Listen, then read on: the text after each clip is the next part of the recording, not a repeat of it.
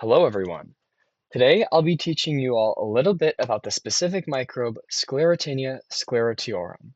Sclerotinia sclerotiorum is a type of nonspecific plant pathogenic fungus which is able to infect over 600 different kinds of plant species. The pathogen releases toxins such as oxalic acid and enzymes that degrade the cell walls of plants. These allow for the breakdown of cells and for the pathogen to begin uptaking the nutrients which would otherwise be going to the plant, which ultimately diseases it. The disease caused by Sclerotinia sclerotiorum is commonly known as white mold, or sometimes more lesser known as watery soft rot or stem rot, but I'll kind of just refer to it as white mold. And it is absolutely detrimental to crops around the world. It's estimated that over $200 million are lost each year in the US alone due to infection of crops by Sclerotinia sclerotiorum.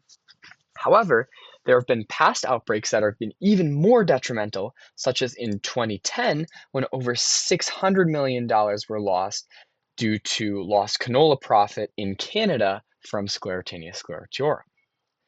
So here I have an example of white rot on a soybean plant, which is a particularly susceptible plant to Sclerotinia sclerotiorum infection. When the pathogen infects a plant, it causes this fuzzy white patch of mycelium on the stem and leaves of the plant. What I'm showing now is a picture of Sclerotinia sclerotiorum growing in culture on a petri dish. We can notice that in addition to this fuzzy mycelium, the pathogen creates these hard, black spherical structures called sclerotia. These sclerotia can then germinate and create spores, which is ultimately how the pathogen is transmitted and spreads from plant to plant. The sclerotia structures are actually very resilient. They can, in fact, last up to 10 years and still be able to germinate in the soil. With all that background about this pathogen, now let's get into some of the details of how I tested it and what we learned from those experiments. So I started with a petri dish similar to the plate that I have shown here. When I wanted to use the pathogen to test a hypothesis and run an experiment, what I would do is I would cut out a chunk of agar from this plate and use that to inoculate whatever I was testing. So from all of this background that I've just talked about, I've learned quite a bit about the importance of Sclerotinia sclerotiorum. Because the pathogen has such great effects on crop yields and has the potential to do massive damages, as we've seen in events like 2010 in Canada, it's really important to understand some of its properties, such as its optimal growth conditions, what types of plants it infects, and possible ways we can use the pathogen to our advantage, possibly. It's like a thermometer and a leaf, and other conditions are what kind of light it grows in. And so now I'll get into the first experiment, which I have over here, where I wanted to figure out how different lighting conditions would affect the growth of the microbe. So the literature seems to argue that the pathogen thrives best in temperatures between 15 and 21 degrees Celsius and in more moist conditions rather than drier ones. So some little raindrops. And the literature also says that the pathogen favors darker conditions rather than direct sunlight. And so I wanted to test this myself. And my goal for this experiment was to validate or disprove this hypothesis that the pathogen grows better in dark environments than light environments. Specifically, my hypothesis was that Sclerotinia sclerotiorum grows more efficiently in darker conditions than lighter conditions. So to set up this experiment, I obtained 4 PDA plus S, PDA plus S plates, which is potato dextrose agar plus streptomycin, which is an antibiotic that will kill all bacterial growth and allow for only fungal growth on this plate, which is what we want because Sclerotinia sclerotiorum is a fungus. To 2 of these plates, I added chunks of plain agar, as we can see here. These acted as the control plates. And they were negative controls, which would enable me to compare the growth rates to the baseline values, which in theory should be nothing, as there should be no pathogen present on these plates. And to the other plates, I added 2 chunks of agar that came directly from the plate that I showed earlier, which was like a sample of the pathogen itself. I took one control plate and one experimental plate and wrapped them in tin foil, that is this plate and this plate specifically, and I left the other two unwrapped. And so I set all of these plates out for 1 week and afterwards observed their growth under these different conditions. So after 1 week. And so here I might be able to already see the results, but as you can see, both of these control plates here and here had no significant growth of any kind of fungus, except this bit you might notice here, which is stemming from kind of the side of the plate. And so it was likely just due to some contamination, maybe some airborne spores were able to get into the plate, but it's really not that relevant because it's stemming from the side of the plate rather than the center where any where the Sclerotinia sclerotiorum should be growing from. Uh, both of these plates with the pathogen that we inoculated seem to be pretty identical. Um, you may notice the sclerotia where I observed 34 sclerotia on the 34 that was exposed to the light plate, and I saw 35 on the one that was exposed to the dark. It is kind of difficult to tell because some of them kind of overlap, as you can see here, or here is a good example. And so these numbers aren't super quantitative. But however, we can realize that they're very close to each other. And in addition to this, the Sclerotinia Sclerotiorum covered the entire plate in both trials, in both the dark and the light. So with these results, we cannot really confirm that the presence of light has any significant difference on the growth rate of Sclerotinia Sclerotiorum. So our hypothesis was not confirmed by this experiment. Hypothesis, I'll write that. Hypo was not confirmed from this experiment. However, we could use another experiment that could be run where the growth is observed after a shorter time, as after I said this was after 1 week, and the plates were both full after this period of time. And so maybe in that shorter period of time, we'd observe that one plate would only cover a certain distance and another plate would cover a different distance, and we'd be able to actually see a difference in the growth rates of the pathogen in these different environments. So now for my second experiment, I had known that this pathogen is able to infect both the fruits of plants as well as the leaves and stems of the plants themselves. So it can actually infect both. However, I had not seen whether the pathogen infected them in different ways or if the severity differed between these two. And so to test this, I used a cross-section of a cherry tomato. So I just took a cross-section and I took individual leaves from a tomato plant. My hypothesis was that the pathogen would grow better on a plant's fruit rather than its leaves due to more availability of nutrients, possibly.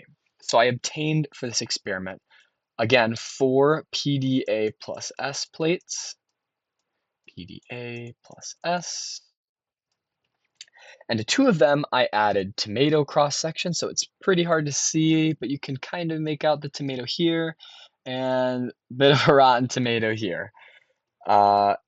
And to the other 2, I added leaves. These ones are much easier to see. You can see here, and you can see it here.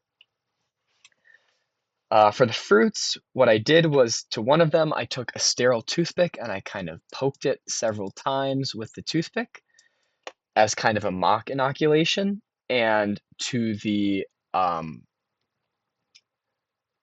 sorry, that should have been for the control. But for the actual inoculated sample, what I did is I exposed this toothpick to the pathogen and then inoculated it itself. And so I did a kind of similar analogous process with the leaves, where I exposed the toothpick to the pathogen and then inoculated the leaf. And for the control, I performed a mock inoculation to see if that would have any effect on the leaf itself. And so I left all of these plates to sit at room temp So I think that's pretty important. We set my room temp for 1 week. And after the week had passed, I obtained these plates, which you can see here. As you can see, the fruit that had the pathogen experienced intense growth, as you can see here. Looks kind of similar to the first experiment, actually. Um, it has a thick layer of this white mycelium and tons of these sclerotia, as you can see.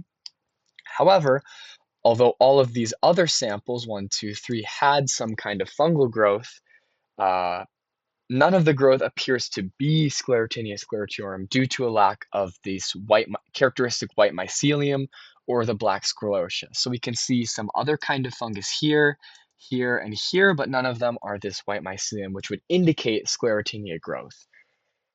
We can see uh, that many other pathogens appear to have been present, which makes determining the results from this experiment alone particularly difficult. We can see that obviously the fruit had the most growth of the pathogen, although we're unsure whether the inoculation even worked for the leaf sample because we don't exactly see any Sclerotinia sclerotiorum growth on this plate. Assuming that everything went correctly though, and this leaf was actually exposed to the pathogen, these results would technically support our hypothesis, which is that the fruit is more conducive to Sclerotinia sclerotiorum growth. Though due to the large amount of noise in these controls, I would say it's hard to deduce that just from this one experiment. And so I argue that this experiment is left inconclusive, although it does seem to somewhat support our hypothesis.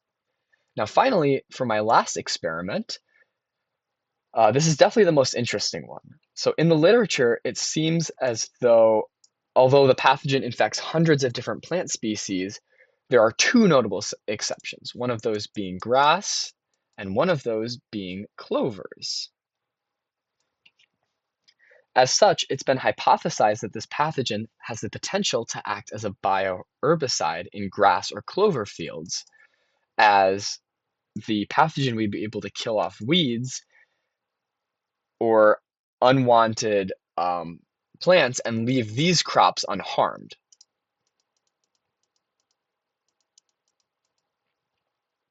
So I figured I would test this hypothesis myself by first confirming if the fact that the pathogen does not infect grass specifically was even true in the first place. Originally, I wanted to run an experiment with both grass and weed samples in it to see if the Sclerotinia would only kill the weeds and leave the grass intact. But due to limited time and resources, I ultimately had to just settle with using only grass and seeing if the pathogen would infect the grass at all. Now, from the research I'd done, my hypothesis was that there would be no difference in growth for the grass infected with Sclerotinia sclerotiorum than a healthy grass that was not exposed to the pathogen. I also predicted that there would be no visible mycelium growth or sclerotia present. And so to test this hypothesis, I planted 2 samples of turf grass in pots, which you can see here and here, and obtained a plate containing a sample of the pathogen, just like the plate I had shown before over here. And so what I did is from this plate, I added some tap water to it and scraped up all of the white mycelium, and so that kind of made a homogeneous mixture. And I transferred this mixture into a test tube. So this test tube contained water and some of that white mycelium, which kind of had a grayish tint to it. And what I did is I vortexed this sample for about a minute to kind of homogenize it. And then I took 3 pipettes of this sample and added it to the experimental treatment. And to the control treatment, I took 3 pipettes of just tap water and added to the sample as a negative control. I left these plants to grow for 1 week, and here in this picture, I have the results. There's no clear difference in the growth. In fact, both samples look very healthy and otherwise unharmed. There's also no clear mycelium or sclerotia growth present on the sample that was exposed to the pathogen, which does support our hypothesis and confirms that the pathogen at least does not affect this type of grass, which is turf grass. And so these results have taught us a lot about this microbe. Although my hypotheses were not always supported, such as in this experiment or this experiment, which wasn't very conclusive, both of these weren't actually. Um, we've still learned some very interesting details about how Sclerotinium sclerotorium grows, what conditions it prefers, and its potential positive applications. So from our first experiment, we learned that if there is a difference in growth of the pathogen in differing light conditions, it is not very significant. And as such, measures such as providing more direct light to crops may not necessarily be the greatest prevention measure for preventing white rot outbreaks. From the second experiment, although the results weren't the greatest and the most conclusive, it gives us a pretty solid indication that the pathogen grows very quickly and efficiently on the tomato fruit compared to the tomato leaf and the plant itself, which may be an issue as produce that's exposed to the pathogen, even when it's not attached to the plant itself, is still susceptible to infection from the white rot. As a solution, fungicides or other chemicals that slow growth of white rot or kill it entirely are likely very important in minimizing crop yield losses from this pathogen. And finally, what I would argue is the most interesting result is from our third experiment, where we showed that this pathogen does not infect turfgrass. However, we know that as a nonspecific pathogen it has been shown to infect other species, such as weeds. We know this from the literature, that Sclerotinia infects weeds, which means that fields of grass could be able to be exposed to this pathogen in order to prevent unwanted growth of unwanted species like weeds. This could have huge implications as it would allow for a natural herbicide that does not affect growth of the grass, as we saw in our experiment, but is still able to kill the weeds and prevent their growth without using toxic or synthetic herbicides. In fact, this is just a natural bioherbicide.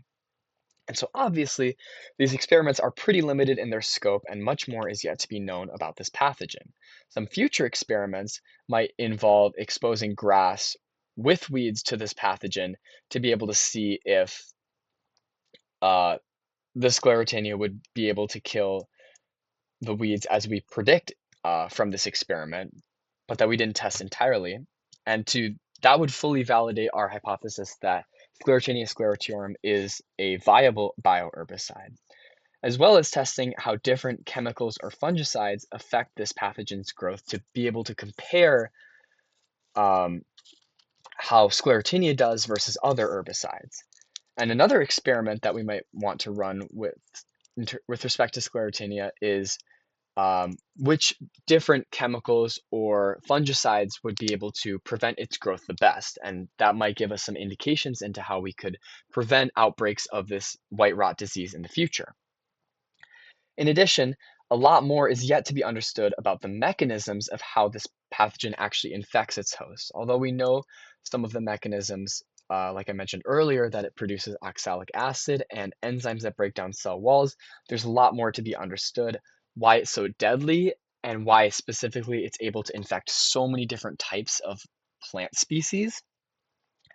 And these discoveries could even lead to practices like genetic engineering, which would be able to make which may be able to make crops that are resistant to Sclerotinia infection in the future. And so that is just a little bit of an intro into the wonderful world of Sclerotinia Sclerotiorum. Um, Thank you for listening, and I will see you all next time. Thanks.